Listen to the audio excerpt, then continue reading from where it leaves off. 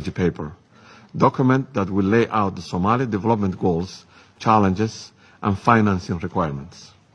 In our efforts to achieve a prosperous society through the social development roadmap, we're working to establish policies, strategies, and regulations for the enhancement of affordable and accessible basic social services such as health, education, clean water, and electricity. In line with this roadmap, we are working on reinstating Somali pride and ownership in the rebuilding of our state through our flagship campaign, Isxilqaan, or simply put, a social mobilization. This program creates civic engagement and enhances the culture of volunteerism. For the first time in our national budget, we have tripled the budget for the delivery of basic social services such as health and education for our people. Mr. President, much of the progress listed above has been achieved with a minimum direct investment and partnership with the federal government of Somalia. Real partnership requires commitment, trust, mutual respect. Our past close to 2 years, we have listened carefully to our partners, and we continue to encourage an open and frank dialogue. We acknowledge and offer our appreciation to the UN agencies that continue to provide vital support and assistance to the Somali people.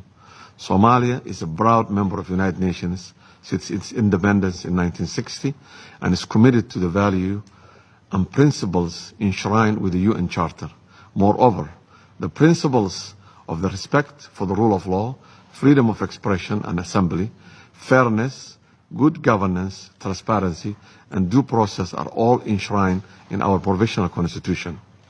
Ultimately, our leaders' decisions are subject to close scrutiny by our legislative and judiciary systems. This robust check and balance, while protecting the separation of powers, also ensure accountability and fairness. Recognizing that our government obtains legitimacy, first and foremost from its people, we have ensured that the public engagement is a critical pillar in our approach to governance. That's why this government enjoys the confidence and overwhelming support of the Somali people. Our youthful nation is finding its voice and establishing a new form of debate and active accountability through the public forums.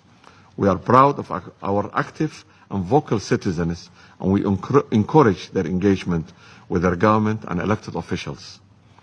We finally believe that our legitimacy, our credibility, ultimately the impact of our decisions depend on the wishes and interests of our people. The Somali people want Somalia to have its rightful place in the community of nations, and with that aspect, a mutual respect and reciprocity, the Somali people demand that their government assume responsibility for its own decisions and shape their future. Somalia, leading international support, not international support leading Somalia. We therefore have a duty to reestablish Somalia's position in the world and to represent Somalia's interests actively in the world stage. For the pride and protection of the Somali people, we have a duty as their representative to give them a voice and represent their wishes and aspirations. Mr. President, allow me to address the issue at hand. Somalia distinguishes between the institutions that we are part of and individual conduct that has a detrimental effect on our fragile nations. Our government is taking Somalia to a new future. It's no more of transitional nature, but a sovereign nation with all its rights and privileges.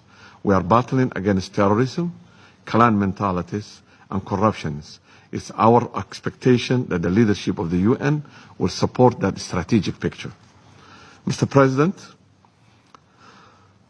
the member states here will agree the proscribed individuals from Al-Shabaab or other terrorist organizations sanctioned by this very institution cannot assume leadership positions without going through a stringent established rehabilitation program.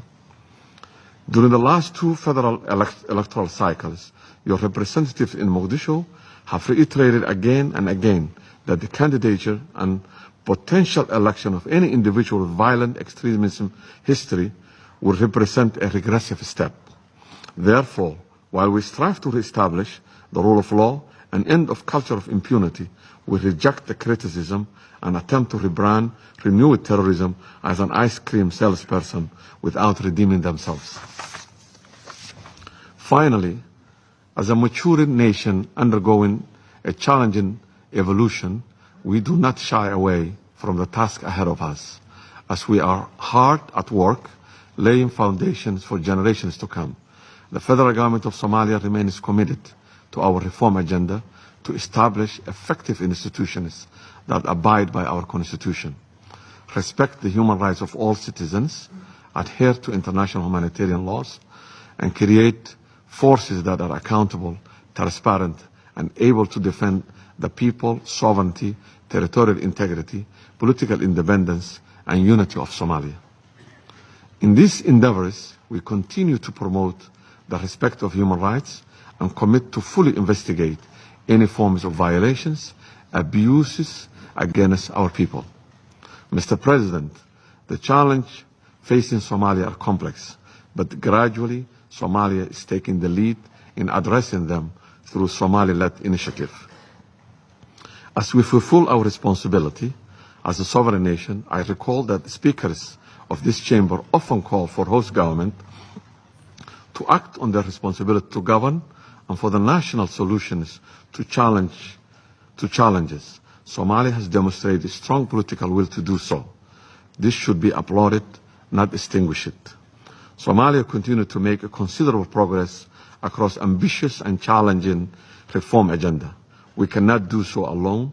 We are grateful for the support of international partners and their commitment to Somalia. This support will be most effective when it's delivered in line with objectives we have set out in our roadmap and when it's directed toward the Somali priorities. We look forward to continue to work closely with our partners to ally their support, build a rich and bright, prosperous future for Somalia. I cannot conclude my remarks without once again reiterating our appeal to the Security Council that the UN and its representatives have duty, even obligation, to respect their mandate and do not interfere in our internal affairs, and let the Somalis control their own destiny. We believe that collaboration with the United Nations on this basis is most likely to bring concrete, positive outcome. With the help of our partners, Somalia is on the right path to recovery from several decades of civil war and anarchy. The Somali government is committed to bringing political stability to the country and will take the necessary measures to maintain those hard-earned gains in accordance with our constitutional and international law. I thank you. I thank the representative of Somalia for his statement. There are no more names inscribed on the list of speakers. I now invite Council members to informal consultations to continue our discussion on the subject. The meeting is adjourned.